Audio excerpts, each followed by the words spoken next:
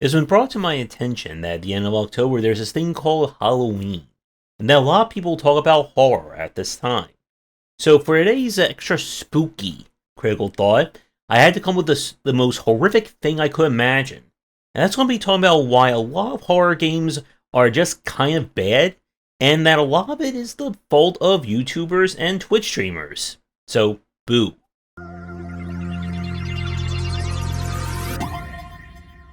While there are dozens at this point of horror games released almost every week these days, the actual designing a good horror game is far harder than it may seem.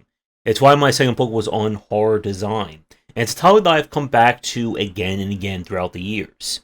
But when I think about kind of the modern state of horror, there's several key issues I have within how much the genre has really morphed away from what makes a good horror experience. So the first point is this kind of focus on like speed running a franchise horror. So this is the multitude of Five Nights at Freddy's clones, Bendy and the Ink Machine, and just pick any kind of horror game where the focus is on something that's like a cute, adorable character, or maybe he's really evil. And just all the marketing and promotions are just about, hey, look at this guy, he's so weird, he's always so cuddly, and he's gonna murder you.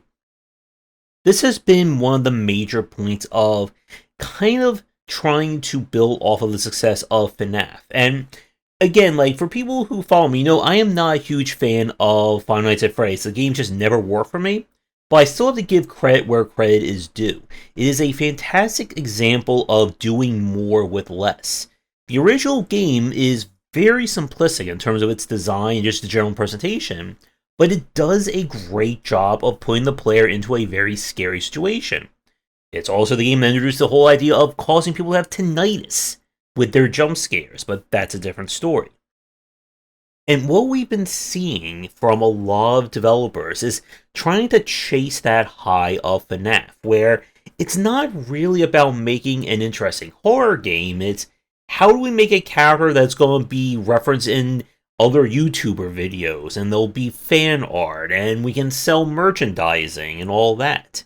And the problem for me is that it leads to these horror games just feeling very hollow, that there's nothing kind of under the surface.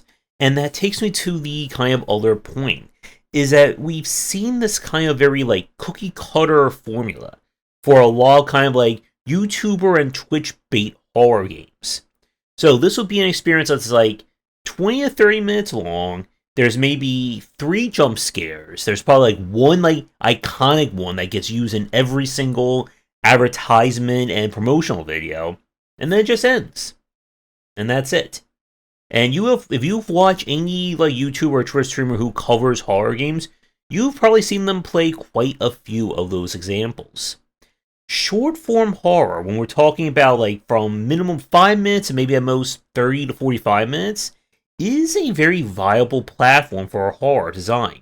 It reminds you a lot of kind of watching like the one-offs of shows like Twilight Zone, Tales from the Crypt Keeper, Tales from the Dark Side, and a lot of tales back through the 70s and the 80s. And you can make that work if you tell a very concise and interesting story. The problem then lies with developers trying to double and triple down on this. Okay, we told this very spooky tale. Now we're going to create a sequel. Now we're going to create a prologue. Now we'll create a prologue to the sequel to the epilogue of the third game. And we just rinse and repeat. And as anyone who follows horror knows that when you start getting into multiple sequels for a single franchise, it tends to go downhill very quickly. But making a good horror experience is about several key aspects. The first is that there has to be a build-up and a release of tension. You see, a lot of games tend to focus on one or the other. If it's a constant build-up and there's nothing happening, it's just more spooky ambiance, maybe, a hand reaches out, and it's just repeating that again and again, there's never any threat or fear of being attacked, the player's going to realize nothing's happening here. Why should I be afraid? The only actual scares like in a cutscene or again like the last 10 seconds of your game, the mystique is lost.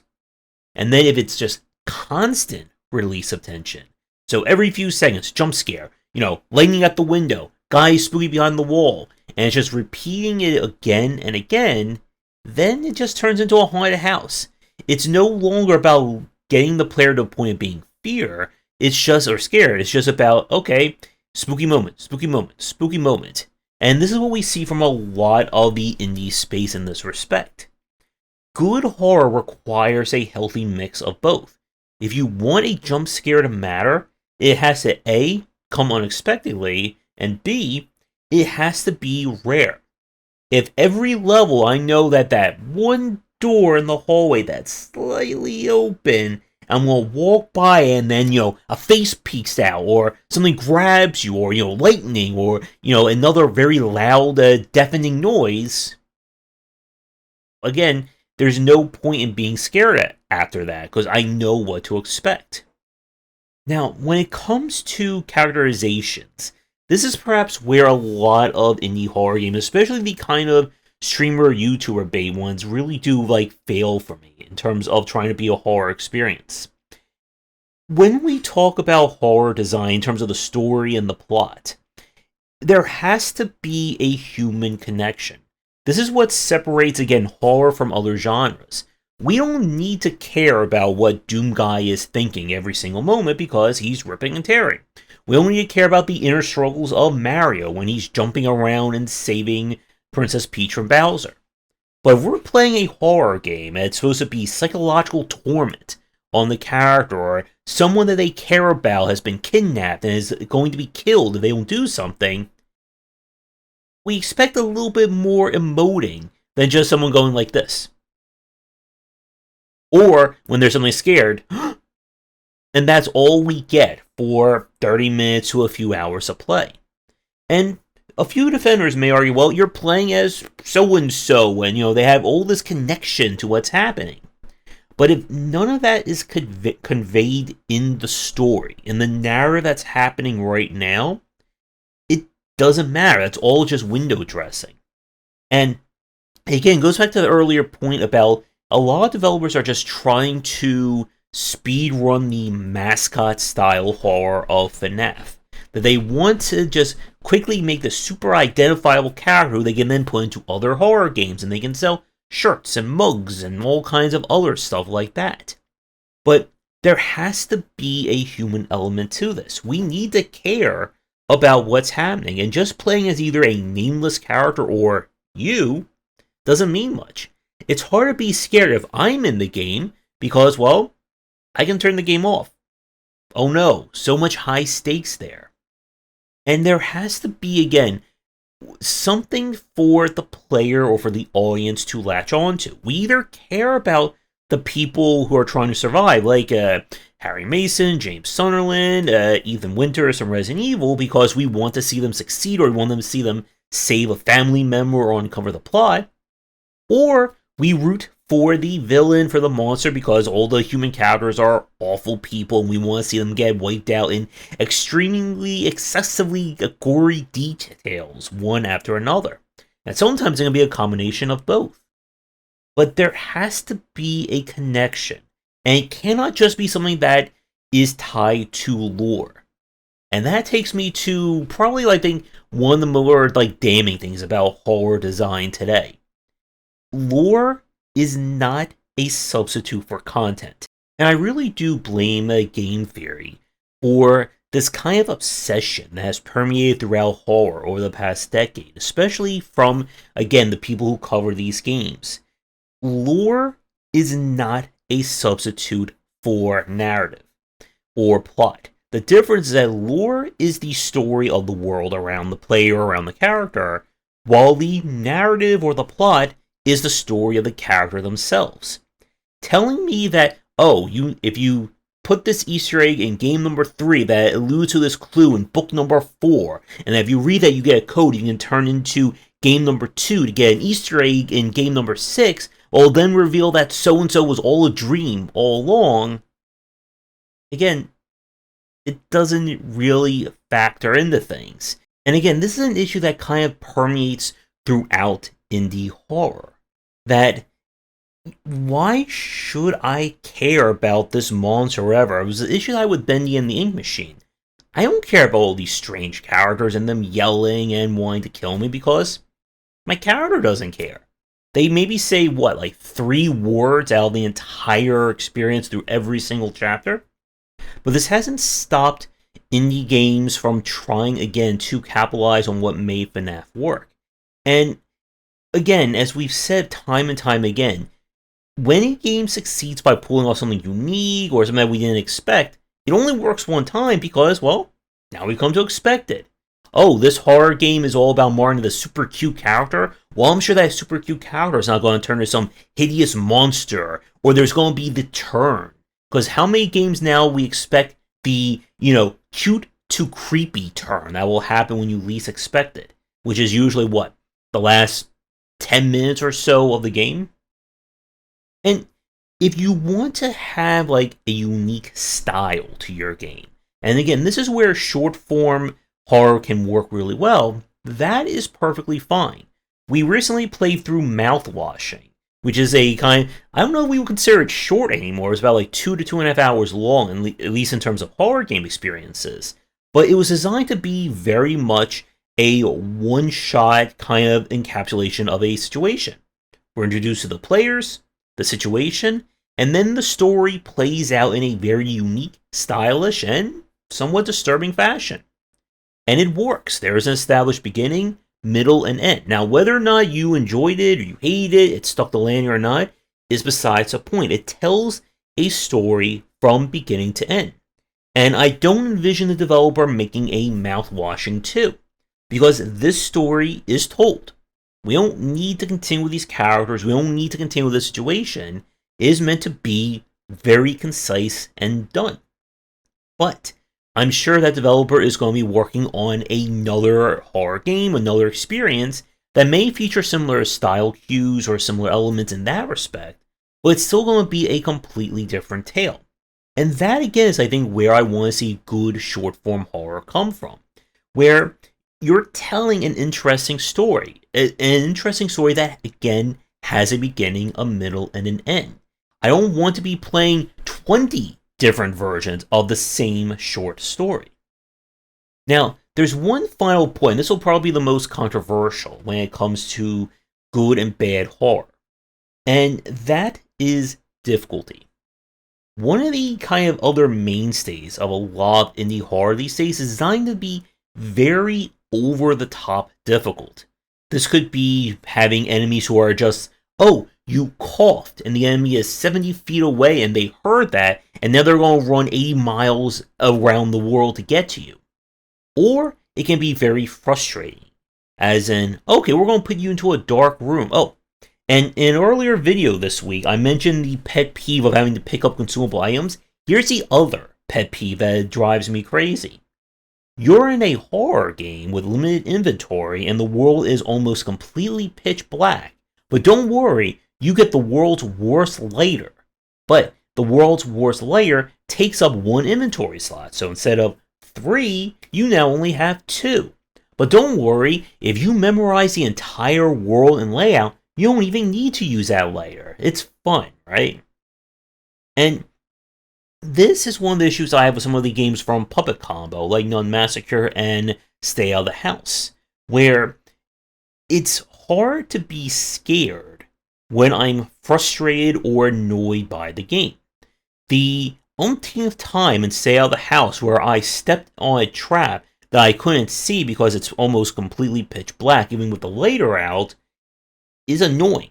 I'm not jumping at being scared, I'm not being feared, I'm just getting annoyed by the fact that I keep dying because I keep stepping on a trap, the enemy hears me, and then I get, butchered to death. And it gets at, again, another issue when it comes to indie horror in this respect. Frustration is not how you create fear. If the player is annoyed or frustrated at your game, whether it's because of an overly difficult situation, a confusing puzzle, or they just don't know where the heck they're going, they're not really thinking about being scared at that point. And once you lose someone in that respect, it's over. You're not going to get them back. And I have quit many horror games where an annoying puzzle, or maybe it's just confusing to navigate, and I don't care that there's some creepy guy waiting for me behind a corner, 5 rooms in. If I can't even see the door because the graphics are so low res, or the frame rate is jittering to the point where I'm starting to get seasick, what's the point of playing the game at that situation? And to start to wrap things up, the problem is that it has become very much a kind of insular feeding frenzy of indie horror. Someone puts out some kind of very, basic horror game, YouTubers and streamers can't stop playing and making those react faces. So more people playing, so then more people try and copy it, and it just repeats on an endless cycle.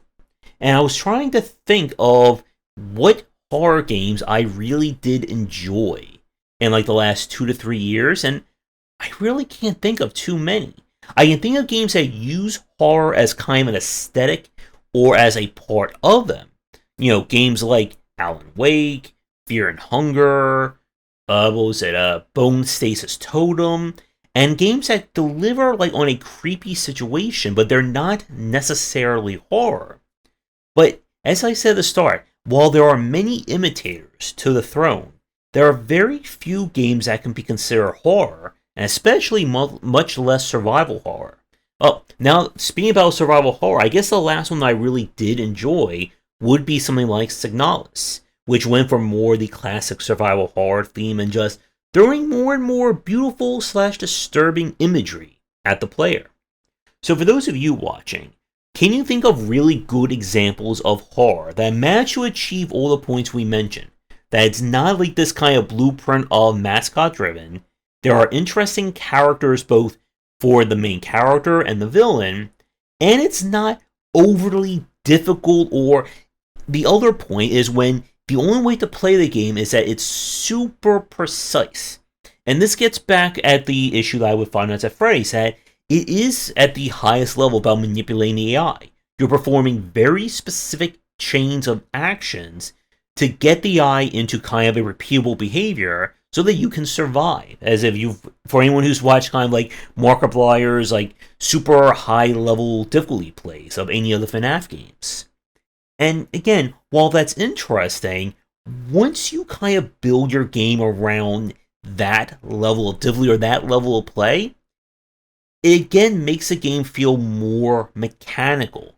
That, okay, I know if I walk over here every single time there's going to be a jump scare, or if I pick up this item, the enemy will always rush out at me.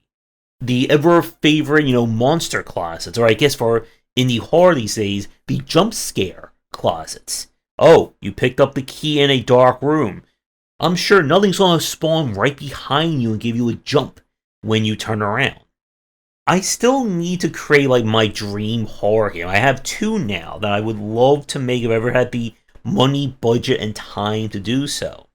Because you can do interesting things with horror if you understand the basics and the psychology behind it. Just throwing waves and waves of spooky enemies, or they look a little weird, or they have red eyes, is not scary. Likewise, building an entire hour-long experience where nothing attacks a player, there's no threat, there's 2 to 3 jump scares followed by, the one final gotcha at the end, is just formulaic at that point.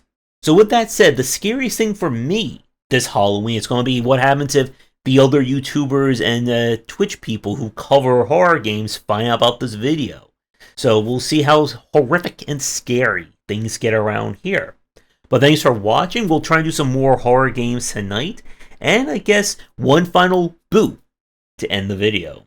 Thanks for watching, and a special thank you to our Patreon supporters. If you enjoyed the video, do the YouTubing stuff, be sure to visit our Discord and Patreon, and you're interested in more in my thoughts on design, check out my game design books.